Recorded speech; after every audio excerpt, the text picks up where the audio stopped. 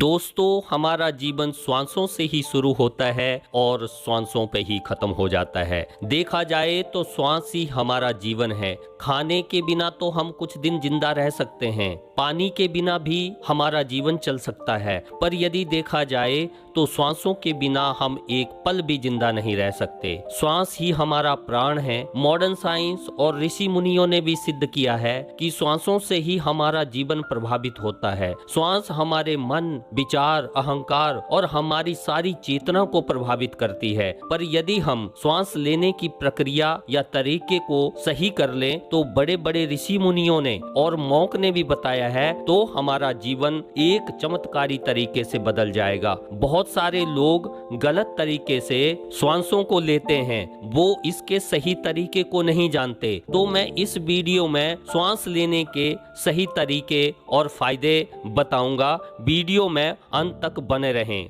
प्राण शक्ति हमारे रोम रोम में फैली हुई है। जैसे ही प्राण वायु अंदर जाती है वह हमारे अंदर की शक्ति को जगा देती है। इसी प्राण वायु से हमारे अंदर का पूरा सिस्टम चल रहा है। यदि हम श्वास लेने की प्रक्रिया में छोटे मोटे बदलाव करें तो इससे हमारे विचारों में ठहराव और हमारा अहंकार भी खत्म हो सकता है। यदि हम जोर जोर से अपने अंदर श्वास लें तो इस श्वास का प्रभाव मन और शरीर पर भी पड़ता है। गहरी श्वास लेने से हमारा मन ही शांत हो जाता है। यदि ज्यादा मात्रा में प्राण वायु अंदर जाती है तो इस प्राण वायु से हमारे अंदर ब्लड का भी प्यूरिफिकेशन होता है, रोगों से लड़ने की क्षमता बढ़ती है, अंदर बन रहे बुरे बैक्टीरिया खत्म हो जाते हैं। प्राण ऊर्जा से चेतना का स्तर भी बढ़ जाता है, जिससे हमारा फोकस बढ़ने लगता है, मेमोरी पावर भी बढ़ जाती है। प्राण वायु हमारे चारों तरफ बह रही है, पर हमें इस प्राण वायु को कैसे और कितनी मात्रा में लेना है, यदि आपने इसे समझ लिया तो हमारा जीवन कैसे बदल जाएगा हमें पता भी नहीं चलेगा।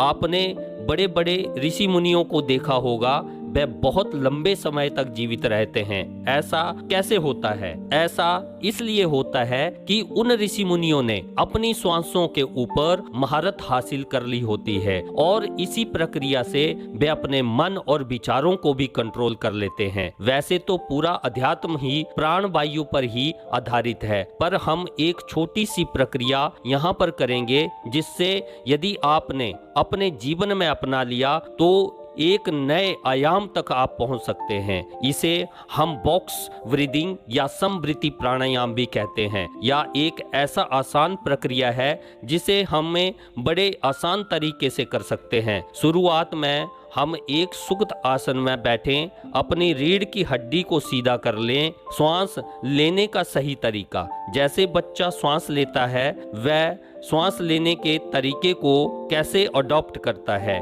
जैसे लेटे हुए बच्चे को आपने देखा होगा, वह लेट जाता है और जैसे ही श्वास लेता है तो पेट फूल जाता है और जैसे ही श्वास छोड़ता है पेट पिचक जाता है। पेट से श्वास लेना या नाभि से श्वास लेना कहते हैं। आइए इस बॉक्स ब्रीदिंग और समवृत्ति प्राणायाम को कैसे करें। धीरे धीरे 4 सेकंड में अपनी नाक से अपनी नाभि तक श्वास भर लें और इसी श्वास को 4 सेकंड तक अपने अंदर ही होल्ड करके रखें और इसी श्वास को 4 सेकंड में धीरे धीरे अपनी नाक से बाहर निकाल दें और श्वास जब बाहर निकल जाए तो 4 सेकंड इसको बाहर ही होल्ड करके रखें। इस प्रक्रिया को आप कई बार रिपीट कर सकते हैं। श्वास लेने की यह प्रक्रिया बड़ी आसान है। यदि आप जल्दी से तनाव में आ जाते हैं या आपको बड़ी जल्दी गुस्सा आ जाता है तो आप इस प्राणायाम को अपने जीवन का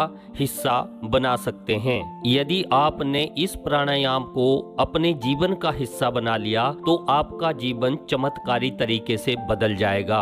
एक इम्पोर्टेंट टिप्स, इस प्रक्रिया को करते समय जल्दबाजी ना करें और अपनी श्वासों के ऊपर ही ध्यान दें। अपने अंदर कोई भी तनाव ना रखें। धीरे धीरे इस प्रक्रिया को आगे बढ़ाते चले जाएं। एक एक सेकंड आगे यदि आपने बढ़ाया तो ये आपके जीवन का हिस्सा बन जाएगी। थैंक यू दोस्तों, मेरी वीडियो को देखने के लिए। यदि वीडियो अच्छी लगी हो तो वीडियो को शेयर, लाइक और मेरे चैनल को सब्सक्राइब कर लें। जय हिंद, जय भारत।